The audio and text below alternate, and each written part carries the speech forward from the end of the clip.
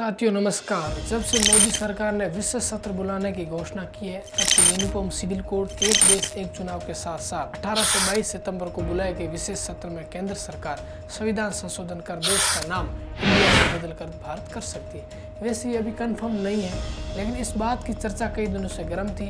मगर राष्ट्रपति द्रौपदी मुर्मू जी के G20 देशों के प्रमुखों को भेजे गए डिनर इनविटेशन कार्ड पर जब प्रेसिडेंट ऑफ भारत लिखा गया था तब इस बात पर मोहर लगती हुई दिख रही है कि इंडिया का नाम बदलकर भारत किया जा सकता है। तो इस आमंत्रण कार्ड के सामने आते ही बवाल मच गया। कांग्रेस पार्टी इल्जाम लगा रही है कि विपक्षी पार्टियों के अपने गठबंधन नाम इंडिया रखने से मोदी सरकार डरी हुई है और इसी वजह से इस देश का नाम बदलना चाहती है। तो क्या है इंडिया से भारत के नाम बदलने के पीछे की कहानी, क्यों मोदी सरकार नाम बदलना चाहती है, और ये भी बताएंगे कैसे वेद पुराणों में सैकड़ों सालों से भारत का नाम का जिक्र था लेकिन आज़ाद भारत के बाद इसे क्यों नहीं बदला गया। तो सभी सवालों के जवाब जानेंगे आज की इस वीडियो में। नमस्कार, मैं जगदीश विष्णु। अगर आप हमारे चैनल पर नए हैं तो चैनल को सब्सक्राइब जरूर करिएगा।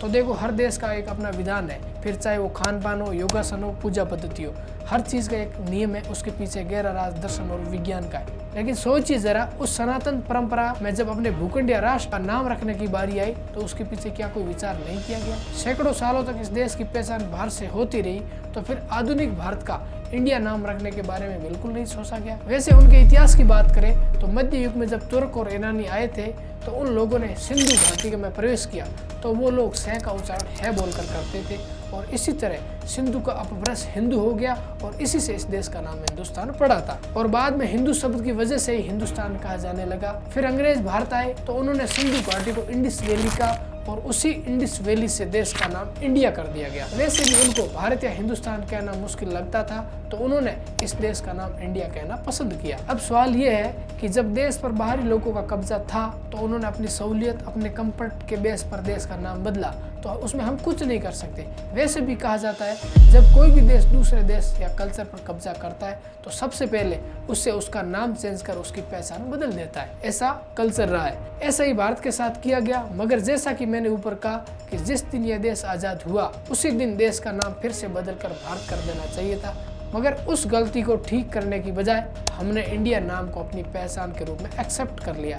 आखिर हमने ये क्यों कबूल कर लिया जबकि सनातन संस्कृति में तो भारत का नाम था? आखिर दुनिया में ऐसा कौन सा देश है जो आज भी उसे गुलाम बनाने वालों का दिया हुआ नाम ढो रहा है? बताइए, कौन सा ऐसा देश है जिसके नाम का उसके कल्चर से कोई लेना देना नहीं हो और उसका नाम रख दे? तो ये समझ से परे है। लेकिन सवाल ये है कि क्या विपक्ष गठबंधन के इंडिया नाम रखने के बाद नाम बदलने का मन बनाया मोदी सरकार ने? तो उससे पहले क्या किसी ने कोई मांग की है? तो कांग्रेस के पूर्व सांसद सतराम नाइक ने 2012 में बिल लाकर इंडिया का नाम बदलने की मांग की। साथ ही साथ बीजेपी से सांसद नरेश बंसल, हरदास सिंह ने भी देश का नाम इंडिया से बदलकर भारत करने की मांग रखी थी। 2014 में योगी आदित्यनाथ ने भी प्राइवेट मेंबर बिल लाकर इंडिया का नाम बदलने की मांग की थी। साल 2020 में सुप्रीम कोर्ट में एक याचिका लगाकर यह भी मांग की गई थी कि इंडिया नाम एक गुलामी का प्रतीक है, इसलिए उन्हें हटा दिया जाना चाहिए। लेकिन सुप्रीम कोर्ट ने संविधान का हवाला देकर याचिका को खारिज कर दिया गया। तो ये सच है कि देश का नाम इंडिया से बदलकर भारत करने को कुछ लोग पॉलिटिकल के रूप में जोड़कर देखेंगे, मगर सच ये भी सामने है कि पिछले काफी टाइम से मोदी सरकार एक एक करके अंग्रेजों की वक्त की परंपरा को बदलने का प्रयास कर रहे हैं। जैसे राजपथ का नाम बदलकर कर्तव्य पथ करना, और बीजेपी के अलावा और भी सरकारों ने नाम चेंज करके अपने शहरों को पुरानी पहचान दिलाई है। जैसे बॉम्बे को मुंबई, कलकत्ता को कोलकाता, बेंगलोर को बेंगलुरु किया गया। और नाम बदलना कोई नई बात नहीं है। तुर्की देश ने भी हाल ही में अपने देश का नाम तुर्की किया है। तो शहरों देशों को उनकी असली पहचान दिलाने से उसके नाम बदले जा सकते। तो देश को उसकी पहचान दिलाने के नाम पर उसे उसका असली नाम क्यों नहीं दिया जा सकता? और उससे भी मजे की बात यह है कि जो भी पार्टी आज इंडिया का नाम भारत करने पर इतना विरोध कर रही है,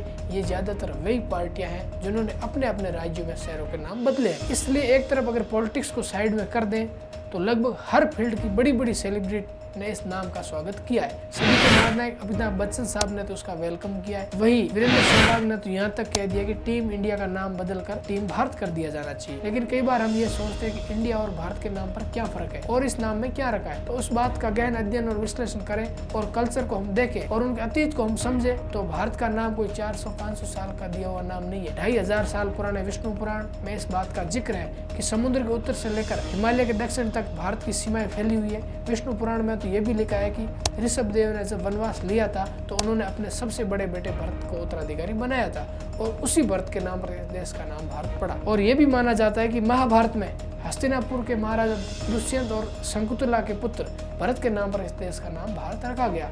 इसके अलावा सबसे प्रचलित मान्यता ये रही है कि दशरथ पुत्र और प्रभु श्री राम के अनुज भरत के नाम पर इस देश का नाम भारत पड़ा था। तो भारत नाम होने की ये सब मान्यताएं और तथ्य है जिसे नकारा नहीं जा सकता, लेकिन कुछ लोग चाहते हैं कि हम इन तमाम मान्यताओं, धार्मिक विश्वासों और अपने अतीत को दरकिनार कर दें, क्योंकि मामला थोड़ा पुराना हो गया है। अब या तो ऐसी बातें करने वालों को अतीत का ध्यान नहीं है या फिर उन्हें अपने कल्चर की कोई समझ नहीं है, मगर कुछ लोगों की नासमझी की सजा देश की परंपरा और संस्कृति में भरोसा रखने वालों को नहीं दी जा सकती। तो वीडियो इन्फॉर्मेटिव लगा हो तो चैनल को सब्सक्राइब जरूर करिएगा। मिलते हैं अगले वीडियो में। Thank you.